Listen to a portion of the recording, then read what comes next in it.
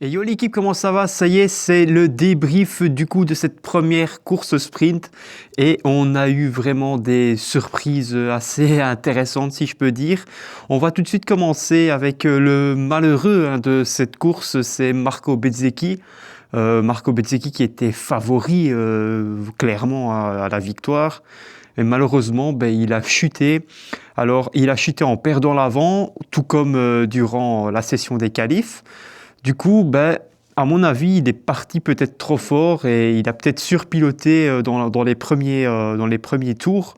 Et peut-être que ses pneus n'étaient pas assez à température ou quelque chose comme ça, ou il a peut-être tout simplement commis une erreur. Mais voilà, c'est le malheureux en tout cas de cette course sprint de ce samedi.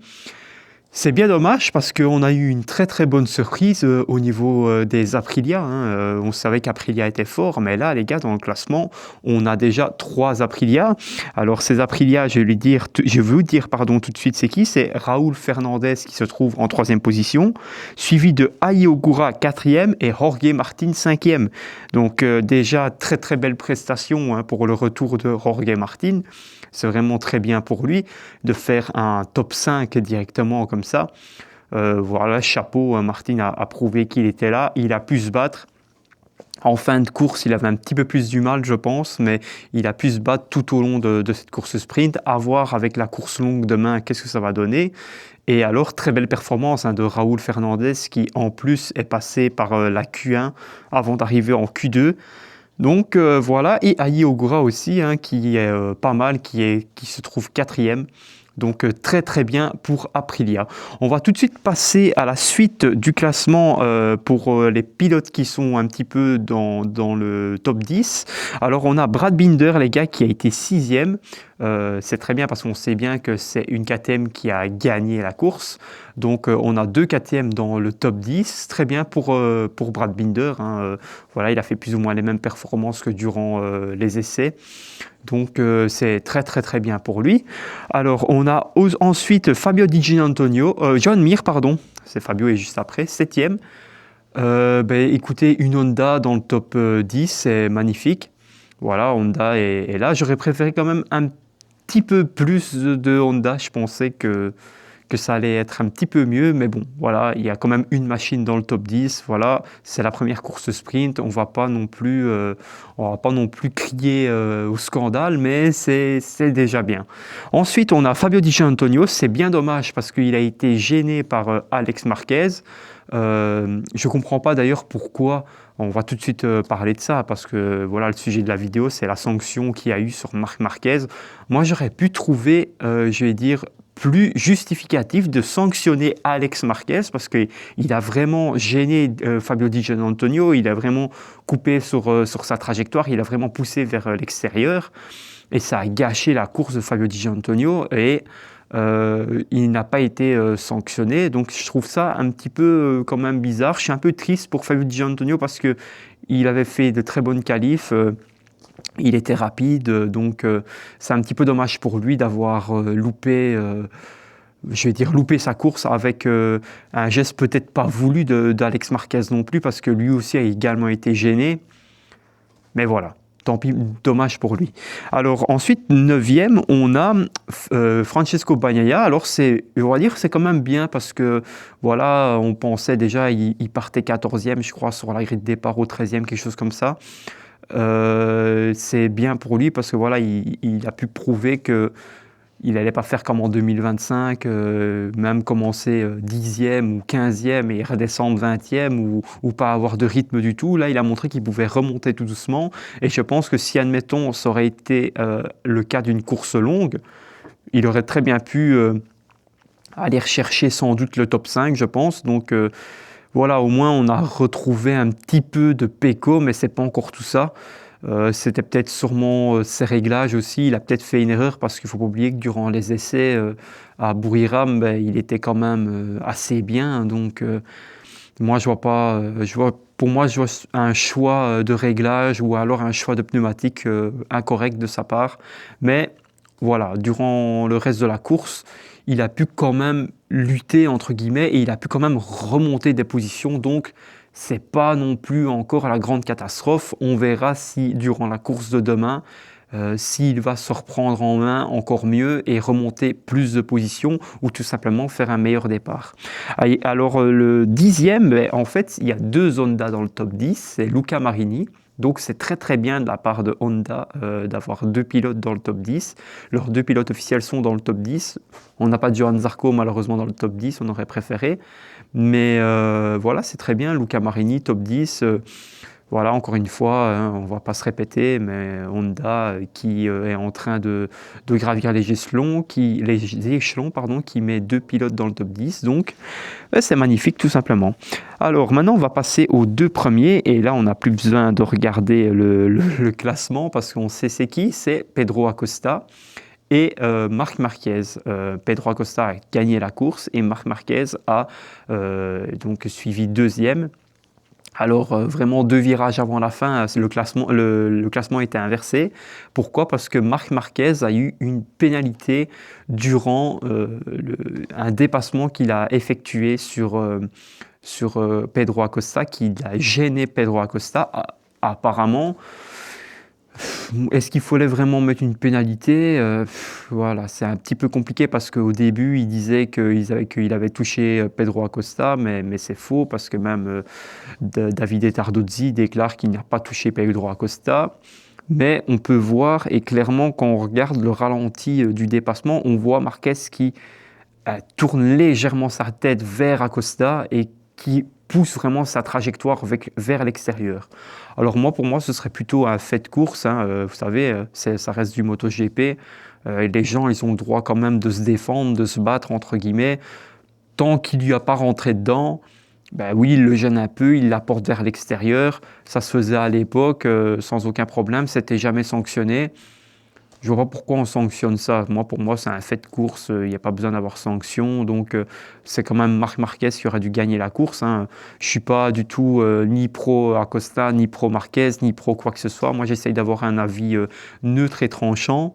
Pour moi, si, admettons, Marc Marquez aurait vraiment touché Acosta et il aurait en plus de ça poussé vers l'extérieur, là, oui, il aurait dû avoir sanction. Mais là, pour moi, il a juste dépassé Acosta et modifié sa trajectoire pour pouvoir gêner Acosta pour pas qu'Acosta revienne. Maintenant, ça l'a peut-être tellement gêné que ça l'a poussé vers l'extérieur. Mais encore une fois, non. Je suis un petit peu déçu de la direction de course. Pour moi, s'il y avait contact, encore une fois, je me répète, s'il y avait vraiment contact durant le mouvement de course, durant le mouvement de ce dépassement, oui, là, c'était sanction parce qu'en plus d'y avoir un contact, il l'aurait vraiment poussé vers l'extérieur. Mais là, pour moi, c'est juste une défense de course pour Marc Marquez. C'est juste se défendre pour ne pas avoir le retour de Pedro Acosta, pour être sûr de bien fermer la porte sur l'extérieur. Mais voilà, malheureusement, la direction de course, là, je vais dire, l'a décidé autrement. Enfin, pour parler de Pedro Acosta, il a fait quand même, hein, malgré sa victoire, je pense qu'il la mérite aussi parce qu'on a pu voir d'ailleurs une KTM qui tient très bien la Ducati. Hein. Donc Pedro Acosta, il a fait une excellente course. Il était, franchement, s'il y avait Marco Bezzecchi qui n'aurait pas chuté, ça aurait vraiment fait une bagarre incroyable, hein, je crois, devant. Ça aurait fait Marc Marquez, Bezzecchi, Pedro Acosta. Ça aurait été vraiment top. J'espère que demain, Marco va rester sur ses roues pour donner encore un petit peu de spectacle. Il y aurait vraiment eu une grosse bagarre de podium, pardon. Et c'est bien dommage. Mais bon, ça, Marco en a voulu autre et malheureusement a chuté, même s'il ne voulait pas chuter, hein, on est bien d'accord. Et comment je vais dire, écoutez, Marc Marquez, on voit qu'il est tout rigolo, tout joyeux avec Pedro Acosta. Mais pour moi, est-ce qu'on ne va pas revivre, si Acosta va chez Ducati, est-ce qu'on ne va pas revivre un Rossi Marquez, mais en mode Marquez, ce sera Rossi, et Pedro Acosta, ce sera Marquez. Pourquoi? Parce que à un certain moment, on le sait bien que l'élève dépasse le maître, enfin le plus jeune va toujours dépasser le plus expérimenté, arriver à un certain moment pour les prodiges, hein, je parle, hein, donc pour des pilotes comme Valentino Rossi à l'époque, Marc Marquez, tous des pilotes de cette gamme-là. Hein. Je vais vous rappeler que Valentino Rossi, lui, il roulait avec des gens qui étaient des champions du monde, des multiples champions du monde. Il a roulé contre des gars, je ne vais pas les citer parce qu'il y en a tellement que voilà, vous-même vous le savez. Ben, c'est pareil, Marc Marquez à sa jeune époque a roulé avec entre guillemets les quatre fantastiques, hein, Valentino Rossi, Roque Lorenzo, Dani Pedrosa et Marc Marquez. C'était eux, c'était des champions, quoi, même si Pedrosa n'a jamais été champion du monde en MotoGP. Mais il avait tout l'âme d'un champion, hein, ce gars-là. C'est pas parce qu'on n'est pas champion du monde, il a prouvé que c'était un excellent pilote. Donc voilà, pour moi, est-ce qu'on va pas avoir un petit, à un certain moment, on va avoir Marquez qui va être tout gentil avec Pedro Acosta, comme on a pu le voir. Mais après, quand Pedro Acosta va monter chez Ducati, et franchement, je pense que cette course sprint, si Acosta avait exactement la même moto que Marc Marquez, bah, Acosta le remportait haut la main sur Marc Marquez. Bon, en tout cas, on sait bien que la KTM est quand même moins performante que la Ducati et Acosta n'a pas lâché Marc, il était toujours dans sa roue. Mais il ne faut pas oublier que Marc Marquez pilote un petit peu moins bien que d'habitude. Pourquoi? Parce que de un, il ressort de sa blessure et de deux, il a rappelé qu'il a eu son intoxication alimentaire et que ça l'a vraiment mis mal pendant un certain moment. Et il est quand même gêné par sa douleur à son épaule due à sa blessure de fin de saison 2025. Alors il y a quelqu'un d'autre qui a failli chuter, mais qui n'a pas chuté parce qu'il a quand même terminé la course 20e, si je dis pas de bêtises, oui. À un certain moment, il était même 14e, je crois, hein, ou 15e dans le classement. Donc c'est Toprak, les gars, Toprak... malheureusement, voilà, il a dû peut-être tirer tout droit parce qu'il y a certains moments, il y a eu un drapeau jaune, quelque chose comme ça. Il a dû tirer tout droit ou quelque chose comme ça. J'ai pas vu le ralenti ou alors il a dû chuter et remonter sur sa machine, mais pas abandonner. Donc, bon, il était classé presque même devant Quartararo, si je dis pas de bêtises, à certains moments dans la course. Donc, c'est très bien de la part de de Toprak, pardon. Mais ça roulait pas très fort derrière non plus, hein. J'ai regardé les temps, c'était dans les 1,30, 1,29.